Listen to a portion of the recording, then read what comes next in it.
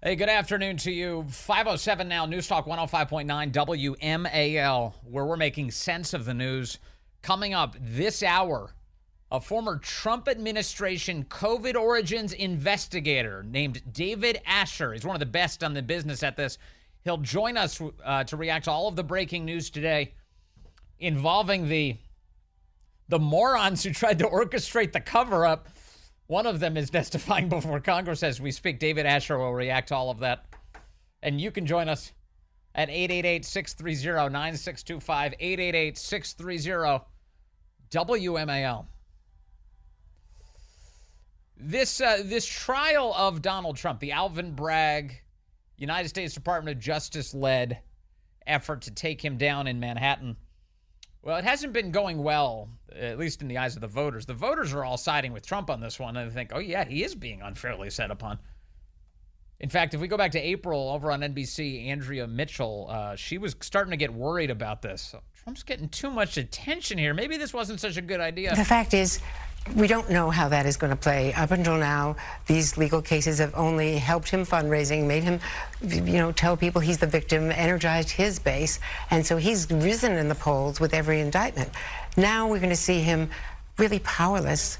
The judge has been very effective, and how they handle the gag order is yet to be seen while Joe Biden is campaigning. The problem for Joe Biden and for the Democrats is Trump is crowding out, the trial is crowding out everything else. So Joe Biden goes out and does major policy things, the steel tariffs in Pennsylvania, everything else that he's doing, student loans breaking through a little bit, but everything else is crowded out. And it's the Trump story. And that's what happened in 2016 to Hillary Clinton. And that could be replicated this year. That's what happened. Who orchestrated this? Who was it that orchestrated all of this? Oh, that was the left who did that. That's what they did to Hillary. Yeah, Hillary did that to herself. So crazy. Joining us now, Curtis Houck is with us. He is the managing editor over at the excellent NewsBusters, and he's been watching all of this really closely. Curtis, good to have you with us. Always a pleasure, Vince. Good to be with you. So the press has obsessed over this trial, assuming that it was going to take Trump down. Give us a sense of the data here. You've dug in. Yeah, I've been watching coverage on ABC, CBS, and NBC. Every single second they've talked to, alluded to the Trump trial since jury selection began on April 15th, and I've arrived at a tally of 573 minutes in 38 days. I mean, that's astounding. That's 9 hours of coverage. And so when Andrea Mitchell says on Meet the Press, oh my gosh, the Trump trial is crowding everything out. Like, we can't talk about Biden. This is one of the most annoying things I've dealt with in my decade with looking at the liberal media. They always say, oh, such and such thing is really crowding and, overshadowing X.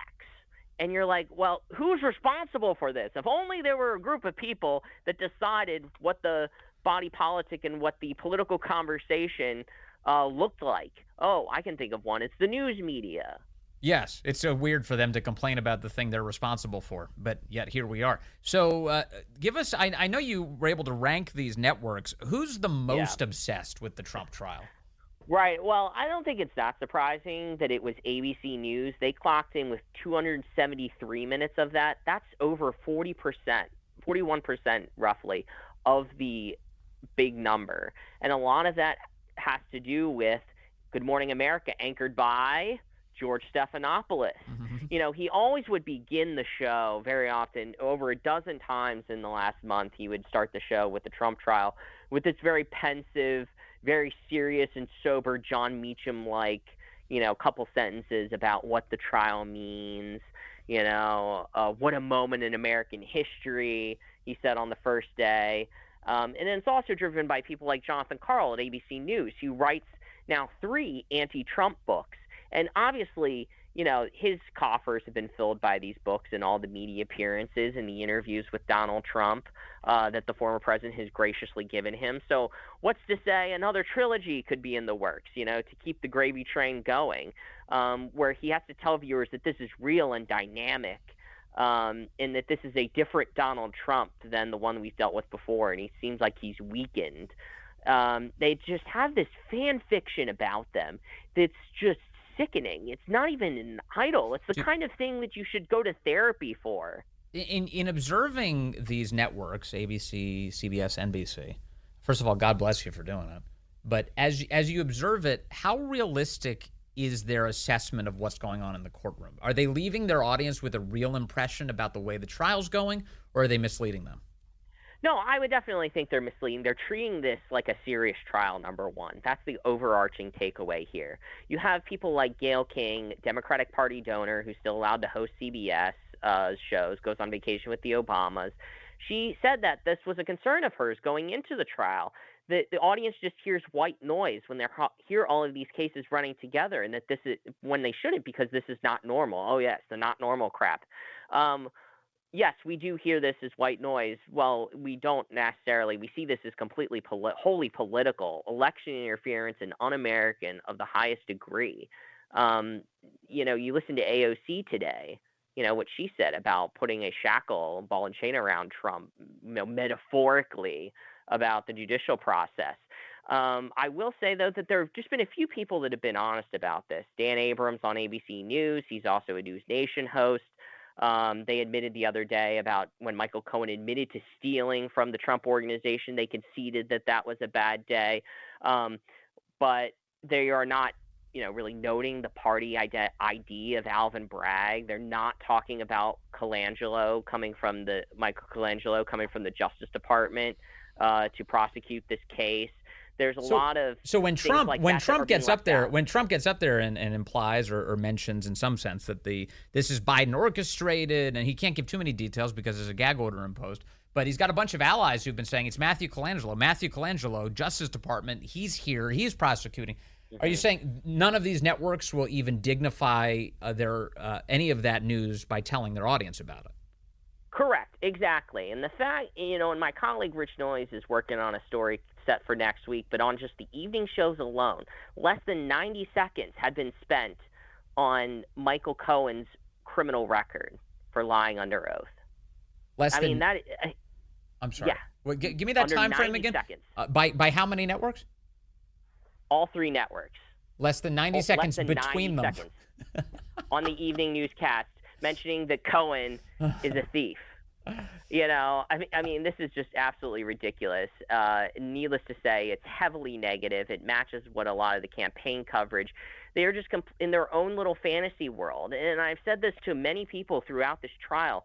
They have led with this so many times. NBC News has led with them the most. They've began their newscast 16 times with the trial in the reporting from Valerie Jarrett's daughter, Laura. Yes. Yeah, it's crazy. So do you get the sense that they're just like the band in the Titanic? They're just going to keep playing the same song as the ship goes down? Like why not change strategy? If I was running a news operation, if I was one of the broadcast networks, and I was watching my audience dwindle, and I was thinking, what can I do to change pace here and succeed as a business? I would think maybe start telling the truth would be a good way to do it, because then people would be like, I have faith in that product, and my audience would grow. Or at least maybe that's an old-fashioned notion. Are they just doing the same thing over and over again, and is their audience growing at all? No, I don't think so. No, not at all. I mean, they are treating this like a serious trial. The reports just sound very similar, like they're covering any other sort of, husband kills wife trial. Just like they'll cover the upcoming Idaho college murders trial or any other trial you could possibly think of. Today in such and such trial, this person testified and said Donald Trump was terrible. And that was it, and they continually remind people that, Trump comes out and he says things, and they might play a soundbite or two, but they really won't dignify or give any, sort of both sidesism.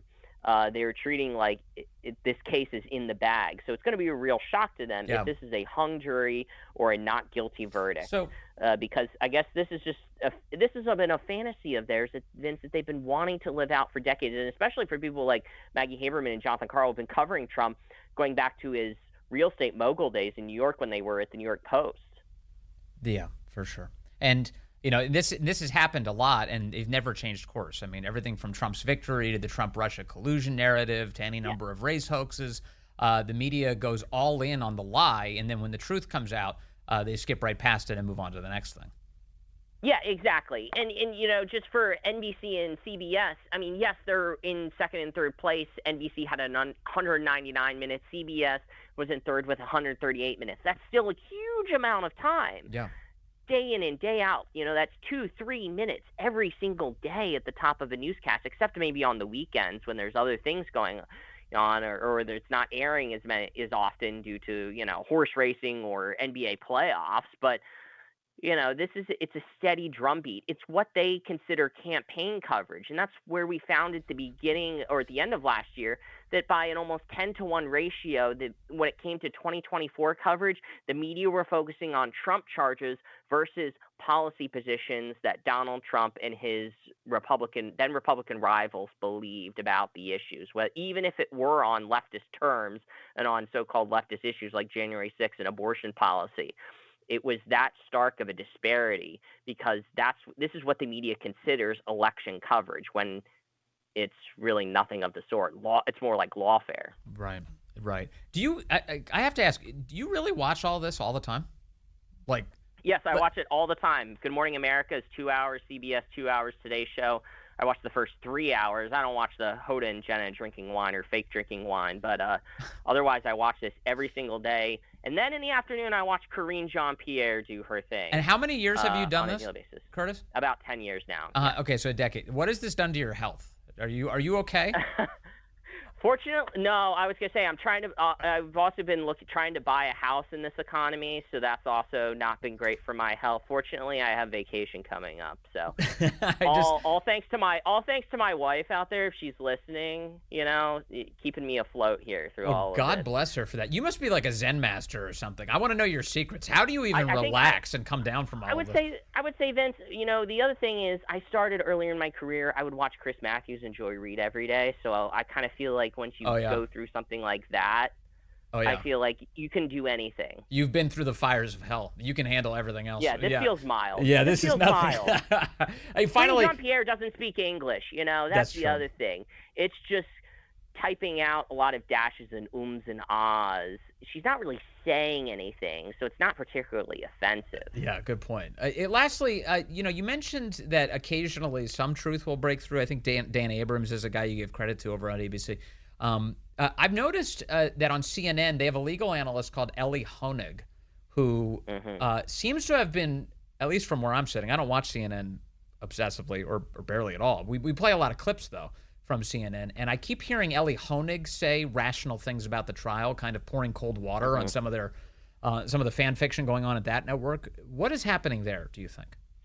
I'm just really intrigued by this, Vince. It's really something to keep an eye on because for a while during the Trump-Russia collusion and all other sorts of Trump scandals, Trump impeachment, Ellie Honig has always been kind of one of those resistance Twitter figures. He's written books about the mob and all sorts of other things. He's one of those people that you're like, oh my gosh, these former federal prosecutors, like they really had power to put us all in jail. I mean, they're like he was like a smarter Frank Figliuzzi for a while, but now you just kind of realize, okay, maybe there is something to this. There's always substance. The great James Gagliano, former CNN contributor as well, he's spoken about what he went through when he was a contributor there trying to be a conservative law enforcement official. He often would credit Ellie Honig for being a straight shooter and a guy who would always give him advice. And I always kind of wondered, he kind of seems like a shill. But really with this case, you're starting to see, okay, maybe, he's been at wit's end for this and he's willing to tell the truth. And I think that's really the point here, that the media, he's willing to say what the media aren't willing to say. Which is why we keep pulling clips of him. It's so shocking that he's saying it out loud on CNN. Right, we're pulling exactly. clips. All right. Well, thank you. Curtis Houck, as always, over at NewsBusters, the man who really does it all so we don't have to. Thank you very much, sir. Always a pleasure, Vince. Take care. Good to talk to you. It's 5:21 now. He was holding back on that segment, I think. He didn't tell us his relaxation techniques. That man, he must have some secrets that he's not sharing. I hope they make him super rich. All right, let's go to the phones. I've got Seamus calling in from Woodbridge, line 2. Seamus, good afternoon. You're on the Vince Coglianese Show. Hello, sir. Hey, Vince. How are you? Great show as usual. Yes, sir. Thank you. I just wanted to say that all this stuff has been going on for so long now, since Trump came down the escalator at Trump Towers, the Russian collusion thing, the Ukrainian nonsense they impeached him over, just up to, I mean, there's a dozen things where this whole administration has been colluding with the media, with the department heads, with all sorts of different people, and somebody needs to start keeping score. I'm sick of seeing people go on shows like Maria Bartoloma and complain and say, "Oh yes," like I saw Baby Marco on her show 2 weeks ago, and he was bringing up all this stuff, and I said, I said to myself, it's not enough to simply acknowledge it, Marco. You got to go after it and do something about it. And no one seems to be doing anything about it. I know. It's one of the most frustrating things here. And so one of the limitations, of course, is what do Republicans control and how many of them are actually on our side, right? Those are the big things. The other piece that you bring up is totally right, though, that how often are we going to see another story where the CIA has its hand involved in domestic politics and affecting electoral outcomes? So if I think the impetus for your call, I believe, Seamus, was the fact that it looks like the CIA was involved in helping the cover-up for the Biden family investigation, right? Well, Vince, my real point was all this stuff should be charged under RICO. We have a 10-year window to charge a lot of these people. Let's go after them. Let's get Trump's new Attorney General to start keeping a list of what's going on and who we need to go after. Yeah, man. It's really simple. Just follow the law. And if you break it, you deserve to be punished for that. That used to be the way this worked. Nowadays, they're literally charging Trump with invented crimes in an effort to try and stop his candidacy. Totally third world. Let's go back to being a first world country, shall we? Coming up, David Asher is going to talk to us. He was investigating the origins of COVID during the Trump era.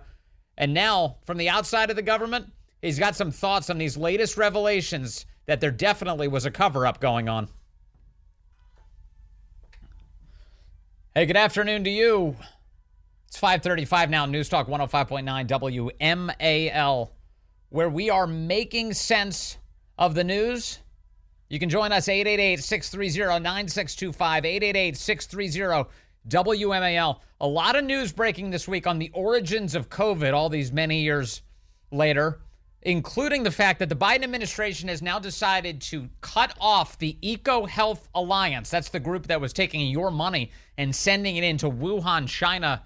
They're now banished from getting any more federal funding. The Biden administration also moving today to banish individually Dr. Peter Daszak, the president of that organization, a man who's very close to Dr. Anthony Fauci, as well as a doctor called Dr. David Morens, a top lieutenant for decades to Anthony Fauci. Morens's emails are now going public today as Congress releases them, showing his endless efforts to try and hide his communications as well as Anthony Fauci's from public disclosure, even advising Peter Daszak at one point that if you want to get information to Fauci and if you want to avoid smoking guns, give it to me on my private email or I can hand deliver it to him.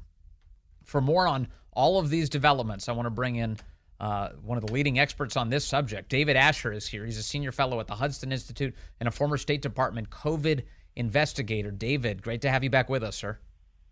Always good. Thanks so much for the opportunity. What do you make? I just basically let you take the lead on what you think the big headline is here today.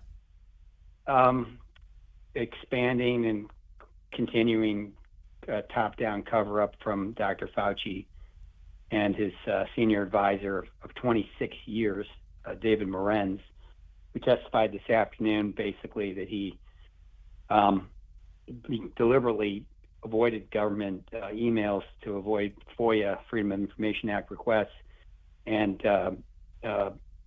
basically provided a covert channel directly to Fauci via Morens, who basically his office was like, I believe, just like literally right outside of Fauci's office. He worked directly for him. He was a senior advisor. I've been senior advisor to several secretaries of state. It's that there aren't too many. There aren't too many of us in those jobs, and so this guy directly was conspiring with Peter Daszak of EcoHealth Alliance on how to maintain their grant. In fact, how to expand it, including and as well as cover up the work they were doing to fund research at the Wuhan Institute of Virology and other Chinese labs that contributed to the creation of COVID-19 based on our own State Department investigation that involved, we were looking at all intelligence related to China. Yeah. I wasn't looking at NIH's communications. Now I can see them. And it's like, it's hard to know which side of the cover-up's worse, China or U.S. I'd still say it's China, but it's closing in. There's some of these emails that have been released to the public include this guy, Dr. I'm sorry, what's his name again? David Morens. David Morens. Morens asking Peter Daszak. He says, I ask you that nothing gets sent to me except to my Gmail, he writes. Additionally, he says, there's no worry about FOIAs. I can either send stuff to Tony on his private Gmail or hand it to him at work or at his house. He is too smart to let colleagues send him stuff that could cause trouble. Additionally, an email from June 16th of 2020, we are all smart enough to know to never have smoking guns. And if we did, we wouldn't put them in emails. And if we found them, we'd delete them. So there are a lot of, talk about smoking gun emails. Here he is and talking Daszak about responded to him. I didn't realize there were so many FOIAs and a bunch targeting our grant. I'll pass it on to the reporters. This is a conspiracy to cover up is a federal crime. I hope people know that. It's not when two or more officials conspire to cover up information that's germane to the public health, it's a gross violation of their oath of office. But it's also a federal crime. And this conspiracy is so vast and so expansive that I'm concerned that even if Daszak gets disbarred, even if EcoHealth is disbarred technically, they're still going to get DOD money. You realize that Senator Schumer apparently at the last second took out of the National Defense Authorization Act, the NDAA, language that banned DOD from funding EcoHealth Alliance. So that passed the House massively, but in the Senate it got taken out at the last second. So DOD is still apparently funding the EcoHealth Alliance. So how about that? My impression, our government is still totally out of control. And what this hearing reveals is that the deep state stuff. Yeah, I thought it was bad. It's 10 times worse. Now you understand why the Trump team is talking about schedule effing people. This guy Morens is chief advisor to Fauci for 26 years, been in the U.S. government for 48 years. He's got to be in his 70s. His conspiring with Daszak on how to maintain their grant at a time when there was more than sufficient evidence for that grant to be withheld is a violation of federal law. And it extends to his boss, Tony Fauci. You can't, when I worked for the Secretary of State as a senior advisor, if I did something wrong, even Secretary Powell would be held responsible. We have authority to act on their behalf in many cases. So this is a totally outrageous situation. But what's new? What's interesting now is the Democrats are now just as outraged, it looks like, as the Republicans. It's taken a long time, and I'm very glad, because this is all obviously a bipartisan issue. This is, what Fauci's motivation was. He was just obviously he wanted to avoid being blamed for creating the greatest human health disaster in history.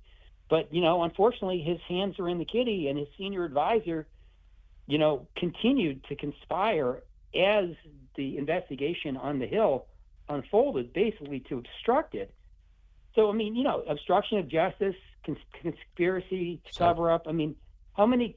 Is there a RICO here? I think there is probably. So this guy, David Morens, is a medical doctor working in the government, working as the top aide to Anthony Fauci, and as you put it, involved in a conspiracy to delete all sorts of information and cover up the role that that they played in the start of COVID-19. And preserve a contract, and preserve EcoHealth's contract, even as the Congress was moving to eliminate it, and as was even HHS itself. Finally. Yes. The question is, where's the Inspector General in Health and Human Services? It's like they don't exist. It's a farce. I'll introduce you to someone who used to be one of the top IG people there, and she's essentially a whistleblower now, and she'll tell you how the place needs to be totally turned upside down. Nobody's held accountable. This guy Morens basically talked about the FOIA lady who handles Freedom of Information Act requests, tutoring him on how to avoid getting FOIA'd by the Congress. This is James. Let me play some audio for you here. This is James Comer last week detailing the emails that you're referencing. Take a listen. Shifting to some questions regarding NIH's document retention policies. Dr. David Morens, a senior advisor to Dr. Fauci for decades, wrote in an email to Dr. Daszak, quote, "I learned from our FOIA lady here how to make emails disappear after I am FOIA'd, but before the search starts. So I think we're all safe. Plus, I deleted most of those earlier emails after sending them to Gmail," end quote. Is that consistent with NIH document retention policies? It is not. Yeah, and it goes on. A lot of those emails where he's talking about erasing all of this. And then he testifies today, David Morens is testifying right now before Congress, and he's now saying he didn't realize emails were considered federal records. Listen to this. And I must say, based on my understanding of what a federal record was, I truly don't think I have ever seen a federal record in 26 years of being at NIH. And if I'm wrong about that, I apologize, because it just never dawned on me. It never dawned on him that an email is a federal record, David Asher. I mean, I've been in the federal government, like 7 times in and out over the years. It's been sort of my passion to serve and do these investigations like the one I did on COVID. I mean, this is stuff that rises to the level of, again, organized criminal conspiracy. This guy, I mean, I wouldn't be surprised if he gets indicted. I certainly think he should be. His pension should be, halted and his benefits withdrawn. I mean, there's all sorts of penalties, administrative, but there really is a grounds for a criminal case here, and that's the thing that's sort of pathetic. In the midst of the biggest public health disaster in history, Dr. Fauci, who really without any direct authority, sort of just took charge, and somehow President Trump, and I do fault President Trump for letting him do this. Fauci did the New York thing, and the president just sort of bit into it and let this guy go on a mission, basically, that wasn't really to try to stop or disrupt COVID or, his mission was to cover it up. And the role of the NIH in funding it, including his own personal role. Well, I mean, and so part of that is because the subject matter that it's hard to believe. Yeah, part of that is because the subject matter he's engaged with is highly technical and scientific. So it's esoteric enough that you're wondering, okay, who can handle this? Who can communicate to the public? Fauci's doing it at the outset, but little did we know at the very beginning of this that he was very much covering up his role in this disaster.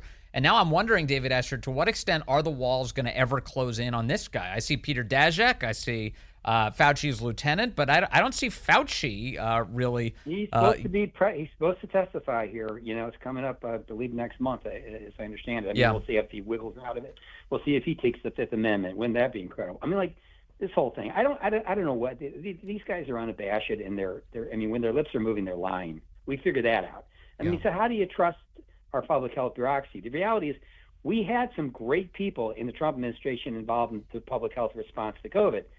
Dr. Robert Redfield. I mean, he was the one who should have been in charge. He ran the Center for Disease Control. This was a disease control challenge, obviously, but he was displaced by Fauci's politicization, which I see is basically not really designed to protect the public health as much as it was designed to protect Fauci. I mean, I think he literally stepped into a void without anyone really questioning his credibility or his sincerity. I mean, instead, he's seen as sort of this his personal hero, physician to the people. I mean, you look at his own behavior and his behavior as reflected through his chief of staff, and his senior advisor. In both cases, they were engaged in back channel cover-ups and working to preserve contracts that were basically they should have been disqualified for lack of compliance with federal contracting rules. I mean, EcoHealth failed to respond to requests for reports. They never gave any information related to the questions that the Trump White House actually put to HHS, demanding access to Chinese scientists that they had funded. None of that stuff ever went forward. It's all covered up. We still don't know the answers, but I think we're going to learn them. And I think it's going to disgust people. I think people are going to be really disappointed. I don't blame President Trump But I do blame the all of us to some extent. We should have been more on guard for something like this. When we saw COVID coming, we knew it was going to be a freight train that was going to be almost impossible to stop. But little did we know our own government would be involved in trying to obstruct the effort to disrupt it and actually hold the Chinese accountable. Because remember, the Chinese are the ones that killed, probably, if you look at excess mortality, about 27 million people are dead because of the Chinese cover-up. The fact that we got involved in their cover-up, shame on us. It just deepens the well of disappointment and distrust. It's the biggest scandal of our lifetimes. So you've got this situation where I remember Scott Atlas, when he worked in the Trump administration, he said he detected this with Anthony Fauci. He said, I would bring all this literature with me on the latest science, what we were learning, whether it was about masking or distancing, and I was dismissed. In fact, they chased him out of the room. They tried to prevent him from sharing that intelligence. And Fauci never came equipped with research. He just came equipped with his ego and opinions. Did you see this at all? I don't know how close you were ever to Anthony Fauci, but in your COVID investigation. I did reach out to his chief of staff and his senior advisor, not Morens, another individual who was handling. Well, actually, it was Dr. Tabak, I believe. It was his deputy, and we were asked to send us the proof that COVID had a natural origin, and they sent us this proximal origins paper that now we know they were involved. Literally, Fauci himself was involved in editing, and Morens was essentially involved in helping coordinate the writing of it, with Peter Daszak of the EcoHealth Alliance and their Chinese counterparts. Again, rather than hunting for answers, when we at the State Department officially approached them and said, send us your investigative file that gives us the confidence that this thing came out of a natural origin. They sent us this manufactured paper that wasn't even a peer-reviewed it was analysis. It was just a letter essentially to a journal that was treated as if it was the gospel, from God incarnate. The reality is it was all part of a cover-up. The scientists who wrote the analysis on proximal origins were first on the take of NIH and Dr. Fauci directly. They all got big contracts after they wrote this thing. Some of them had big ones before that as well. But the point is, this whole thing was doctored. This whole process of where COVID came from the standpoint of our public health authorities, was a conspiracy to deceive not just the American public but our own government, i.e. the Department of State. We were trying to look at this from a national security lens because we felt that the Biological Weapons Convention had probably been violated. They certainly had a very aggressive gain of function research, as everyone knows going on there. It was being funded in part by the U.S., not exclusively. But the insight that our public health authorities had, they never shared with us at the State Department. None of that went to the National Security Council, who I briefed repeatedly on our origins investigation. All they tried to do was cover things up from us at the State Department, and they were very concerned that we were going to open a can of worms, as they frequently referred to it, or a Pandora's box that was going to blow up in their face. And that's what they told us. Literally in communications I had with the chief of staff and legislative director of the NIH itself, which goes above Fauci, Dr. Collins' office, they deceived us repeatedly in communications, knowingly. So where was Dr. Collins in this process too? It's not, So our top two public health leaders in the National Institutes of Health, Fauci and Collins, were both involved in a cover-up, in a top-down conspiracy to deceive the American public and the U.S. government itself regarding China's role in the gain-of-function research that got out of control and let this Frankenstein's monster loose. And they should have been, using their knowledge and their connections in China to try to detect this, disrupt it, and stop it well before it hit our shores.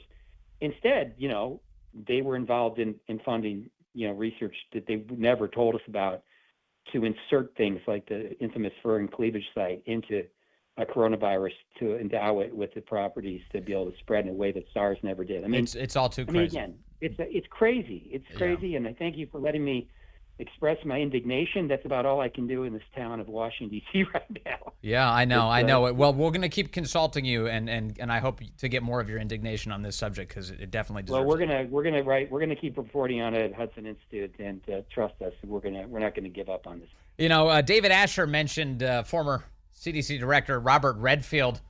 I don't know if you saw this, but earlier this week he was on News Nation, the cable network, talking to Chris Cuomo, the former CNN host. And the two men were talking about what happened with the COVID jabs. And Redfield kept saying, you've got to be honest, there have been people who were hurt by the COVID jabs. They were hurt by these things. And, you know, this was better used on the elderly who were actually at risk. But everybody else, we're seeing some significant side effects from the vaccine, he says. Why is it so hard for government officials to say that out loud? It's the ones who tell the truth you want on your side, because they're the only ones who actually are. Hey, I've got a lot more for you. I feel like today's breaking news mean a lot of headlines tomorrow for you. As always, right here on the Vince Coglianese Show. Check out the podcast and check out the great one, Mark Levin, up next here on WMAL.